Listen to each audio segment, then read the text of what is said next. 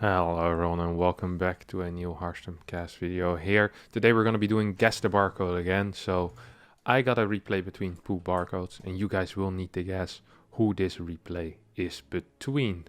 Now the last barcode replay people were very hyped for. A lot of people made guesses and some people actually got it right, as indeed that replay was Maxpax versus Elazer. So congratulations to everyone who got that right. Today's one is a little bit harder though.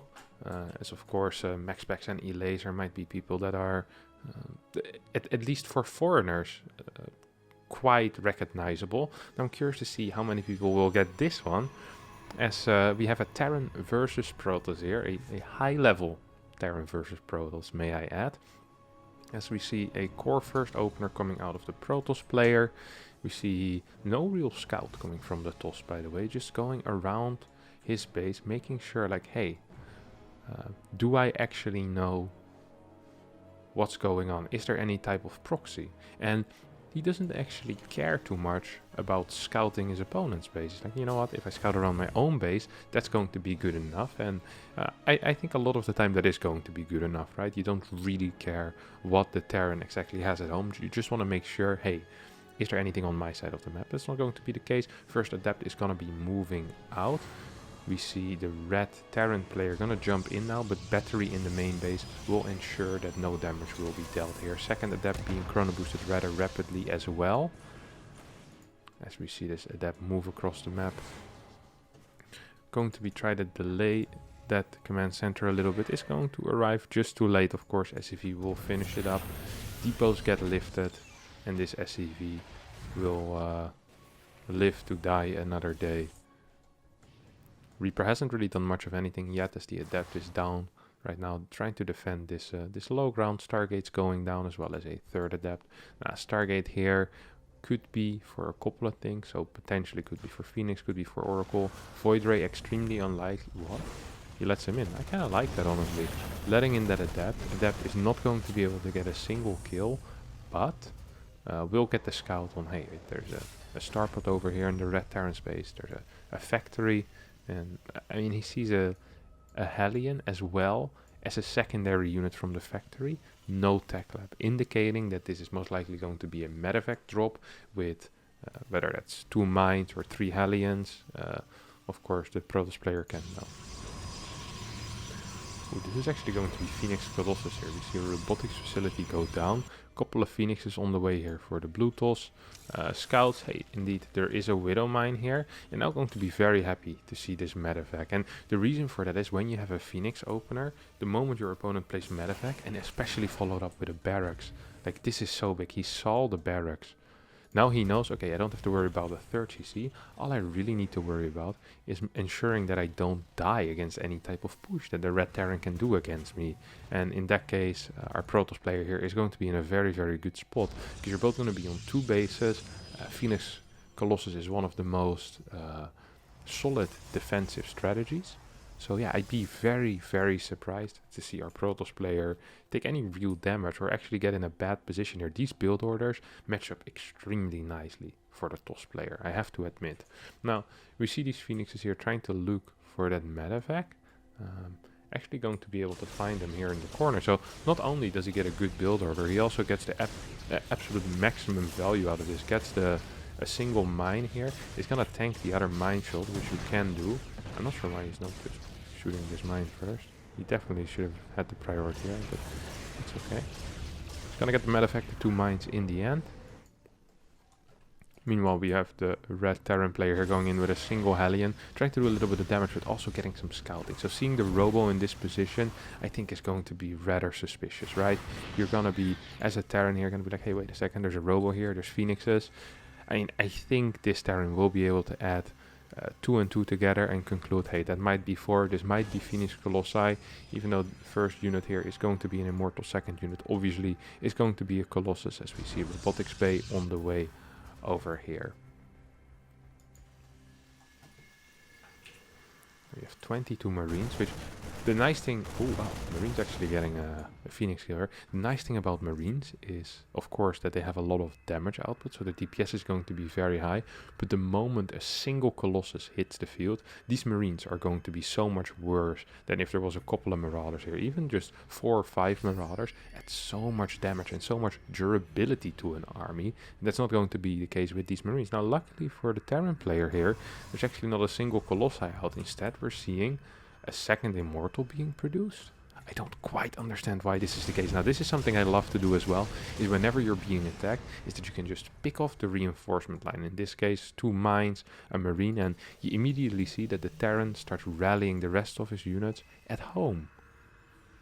So this push isn't already isn't very strong, but now it's going to be even weaker because these reinforcements are not going to be added to this push. We have 6 Phoenixes out here for the Protoss player. And the first Colossi is fine. This Colossi is late, by the way. I'm not going to be lying about that. That's a late Colossi. Now, double drops heading out behind it. Let's see. It's going to be flying through Observer Vision. Semi-flying through Observer Vision. Not quite. See the Protoss player here on the right side with these Phoenixes. Just making sure he can't be dropped into the main base. It's going to be able to... Oh my god, are you joking? His movement is so odd. Just randomly moves forward and back. It's going to get some decent vision though. We see on the mini-map already. A little bit of vision here. A little bit of vision on that right side. This army is here pretty much at the 3rd base just chilling. Force Twilight finally going down, so that's pretty late, Forge and Twilight, but I don't mind that against 3 racks. Against 3 racks you don't need to rush into these things. You can just get a lot of Phoenixes out, ensure that you're in a good worker count, ensure that you're safe and solid. Now, this is actually very, very hard to deal with, these drops behind the mineral line, and not the first one, okay? The first one isn't the issue, but if they fly in, that could be a real problem, because you want to keep these Phoenixes on this side. You want to keep these Phoenixes here. So the moment they fly into the natural, all of a sudden you need to start making some pretty tough some pretty tough rotations as the Protoss. It's not going to be the case for now, as we see +1 finishing up for the blue Terran. Terran also only staying on 4 medevacs, by the way. So this is probably the reason why Terran decided not to fly in with these medevacs into the natural, is because he's only going to get 4 medevacs, then going to go into heavy Viking production, and most likely we're going to be seeing a big push with 1-1, and I'm even expecting a bunch of SCVs with this, honestly. As I say that, we do see the gases being taken. So usually when Terran decides to all in of like double starport, bunch of Vikings, we don't see the gases taken and then a big SCV pool. Now, because you don't need the gases if you're not going to get 2-2 upgrades, right? You don't actually need those. So this might indicate that the Terran indeed does want those 2-2 upgrades, at least eventually. But for now, just going to be content with continuing Marauder production, getting more and more Vikings. 3 more Vikings are about to pop, or at least 2 more are about to pop. And the 3rd one is going to be on the way as well. We see no SCVs whatsoever being pulled. Yes, here we go. Armory as well as the eBay for the Terran player here. Manages to deny the 4th base. Now, what is the unit count here? We see 6, 7 Stalkers. I'm not a massive fan of that one if you're getting charged. Probably should... Oh my god, he has so many Phoenixes. 10 Phoenixes here. Going to be able to pick up some things. Loses 2 Phoenixes almost immediately though. 3 Colossi in this army. No +1 yet. 2 Disruptors on the way as well. Here comes the Phoenix Squad. Here comes the Phoenix Squad. Marines trying to do some damage on these Phoenixes as well. But Marines gonna be going down very rapidly against the Colossi. And I think this is going to be it for the push of the Terran. And just gonna be heading back for now, I think. Trying to wait for that next power spike, maybe wait for 4 more Vikings, at least 3 more are on the way here, 2-2 finally starting as well. No Forge CC or Ghost Academy going down yet. Does have the money to afford a Ghost Academy. There we go, Ghost Academy goes down. I like this call. I really do like this call. Now, I do believe there is a couple of Disruptors out already at this point, and now it's starting to get dangerous for our Terran player here, because once Disruptors are out, sure, you're going to get the air lead, sure, you're going to be able to take out those Colossi, but the Disruptors on the ground and just the ground army in general is looking extremely scary to fight against right now. Good kiting with these Vikings. Gonna be taking out a bunch of these Phoenixes, and really the only deterrent right now for these Vikings is going to be the Stalkers, which means there's not a whole lot, honestly. The micro here from the toss hasn't been the hottest either. Disruptor shot kind of whips as well. Oh, is trying to push out as much damage as possible, but this army is so marauder heavy that I'm not sure if it's going to be enough. All Colossi do end up going down, 156 supply against 144. So you see the Protoss player desperately trying to hold on to this fort base. I think he's going to be able to, but Liberator production starts, Fusion Core starts, so here the logic kind of is, okay, I used my Vikings to shoot your Phoenixes and your Colossi, and you might be able to rebuild your Colossi, but by the time you'll have rebuilt Colossi, I'm gonna have 5, 6, maybe even 7 Liberators. 2 will be done. How are you ever going to properly fight against my army? That's also mainly extremely Marauder heavy. Let's not forget about that, right? This is a very Marauder heavy army. Now we have 1 fake Colossi here. A couple of Disruptor shots already. Not going to be used. Liberators coming in. Well, not clutch, at least coming in. I don't think this is a fight that the Terran can take at this point. I think it's a little bit too early with the Liberator count. Now, as I say that, he does start to push back this army. 2 Immortals do supply a solid backbone, but are going to be taken out, as well as one of the Disruptors. So a lot of expensive Robo units being taken out. And Terran actually not losing that much. I think TOS could have just turned around and fought there. It was still +1 versus, or actually 1-1 versus 1-1. Now 2-2 is about to finish for the Terran. Terran's gonna start heading towards the left side of the map. Does get spotted by this observer though, so we immediately see the Protoss army kind of split off parts of it. That's a lot of Stalkers moving towards that left. Holy guacamole. Now, good vision here on the mini-map coming out of her Protoss player. We see 6 Stalkers moving towards the far left. Not going to be able to do anything there. I think a couple of Zealots in this army would definitely help. Now, blinking on top of this army is not something I would definitely recommend. I mean, there is a lot of Stalkers, but there's also a bunch of Marauders. They have good DPS. Okay, maybe this is going to be fine. Still getting an okay trade, actually, is the Terran player here. Just targeting down Stalker after Stalker. And I think this could have been a way cleaner cleanup. This is not a clean cleanup. This is a dirty cleanup. That's not what you want. A couple of Zealots, of course, for tanking. Always going to be super helpful there. But not going to be the case. TOS falling behind in supply. Not the biggest of deals. Not the biggest of deals, because this army should start consisting of mainly Disruptors. And once you have Disruptors, as long as you have some attack upgrades, that's going to be fine, because a lot of your army is going to be revolving around these longer range units, these Stalkers, these Colossus, these Disruptors, which means you want the fight to happen over a longer period of time where your units aren't tanking a lot of damage.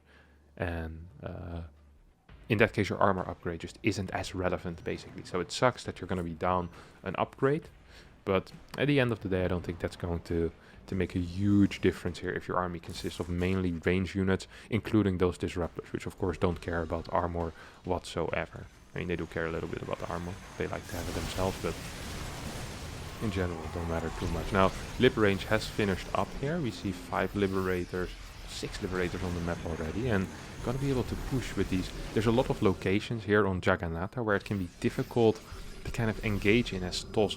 I wouldn't mind seeing a little bit of a flank here from the right side. Not going to be the case. Instead, gonna go straight in. That is not how you want to be doing it. Now, there's not enough ship weapon upgrades to 2-shot Stalkers yet. Of course, +2 ship weapons does do that. But only on +1 right now is the Terran player. Another Viking goes down there. With 4 Colossi in your army, it might be important to do that. Now, the thing that the Terran player is doing here is he just wants to keep this position, then reinforce this with more Liberators. And in that way, you're going to get an almost unbreakable position. And it is on the Protoss to try and break that before it gets too Liberator heavy, basically. We're now going up to 7 Liberators. Still no ship weapons level 2. Here comes the TOS running in. Disruptor hits, hitting big chunks of the Terran army, actually. Gotta be able to clean this up before it becomes too powerful. Now all of a sudden the Terran is in a little bit of trouble here. He's gonna be running back. 1 Liberator probably being sent out for harass towards this. What was this? The 4th base, I guess. Maybe the 3rd base. I can't quite remember. Now it was the 3rd. Yeah, of course. The line base has the 3rd. Now 4 base versus 4 base. Still no 5th base for either player. There's a 5th base actually on the way for the Terran, as this sensor tower is going to be taken out. I would not suggest moving in here if I'm the TOS. I would not want to be moving in here. This is a very rampy map. running up a ramp into a bunch of lips is not something that is high on my to-do list, I have to admit.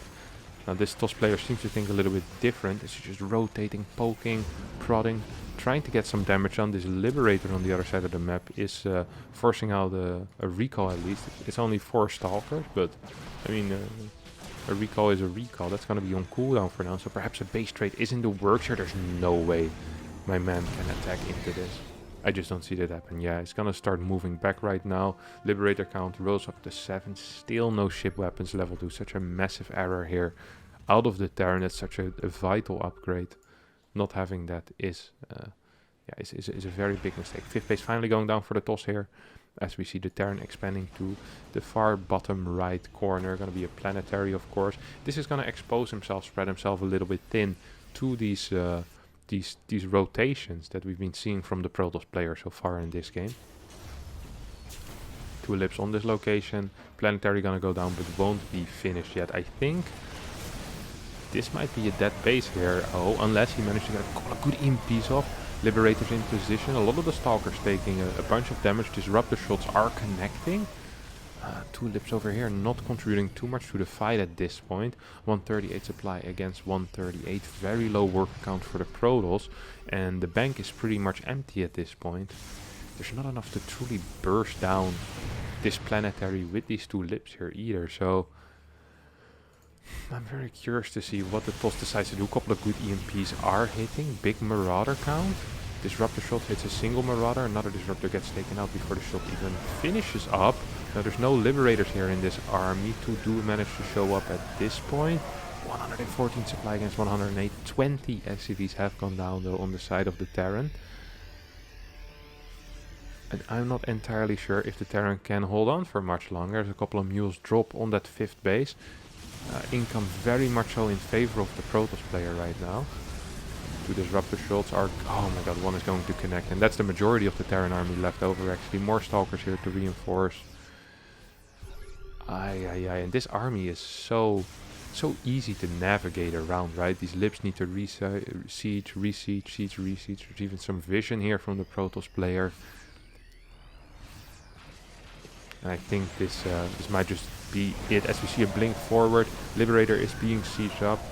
Is there still lips on the right? Yes, there's still 2 lips on the right. They're not being used though. And these Colossi are going to be able to go for the cleanup. Sensor tower gets taken out. And so will this orbital command. GG gets called. As we see, victory screen for the Protoss player. And that's going to be it for today. Now, if you do think you know who these players are, don't forget to leave it down in the comments below. If you have absolutely no clue who these players are, then tough luck. I'm sorry to say. You can still try, but it's going to be rough. Thanks everyone for watching, and hopefully I'll see you all next time for a new video on the HARSTEM channel. Don't forget to like, subscribe, and all that good stuff. And bye-bye.